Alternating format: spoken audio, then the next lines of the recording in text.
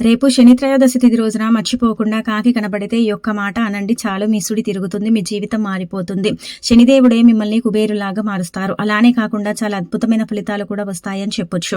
అయితే రేపు మనకు శని త్రయోదశి కదండి, ఉదయాన్నే లేచి శుచిగా స్నాన కార్యక్రమాలు చేసుకోండి. అయితే శని బాధలతో ఎవరైతే ఇబ్బంది పడతారో బాధపడతారో అలాంటి వాళ్ళు ఏంటంటే స్నానం చేసే నీటిలో ఖచ్చితంగా గుర్తు పెట్టుకోండి, నల్ల నువ్వులు ఉంటాయి కదా, నల్ల నువ్వులు ఉంటే అవి తీసుకుని ఒక 5-6 గింజలు నల్ల నువ్వులని నీళ్ళల్లో కలుపుకొని స్నానం చేయండి.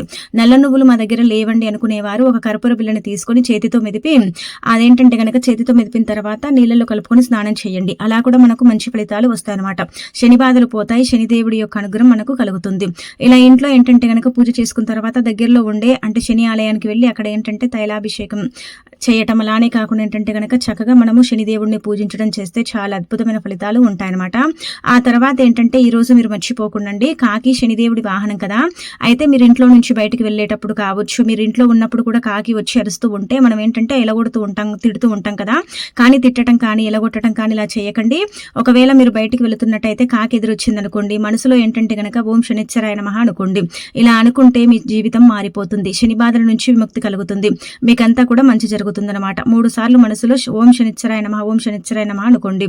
ఆ తర్వాత మీరు ఏంటంటే గనక ఒక తెల్లటి అన్నం ముద్ద తీసుకుని అందులో కొద్దిగా నల్ల నువ్వులు అంటే కలిపి ముద్దలాగా చేసేసి కాకి పెట్టండి. కాకి తినేటప్పుడు కూడా నమస్కారం చేసుకుంటే చాలా మంచి ఫలితం వస్తుందని మనకు శాస్త్రాల్లో చెప్పబడుతుంది. కాబట్టి ఇది కూడా మీరు ఏంటంటే మర్చిపోకుండా ప్రయత్నించుకోండి, మీ జీవితం మారుతుంది ఖచ్చితంగా.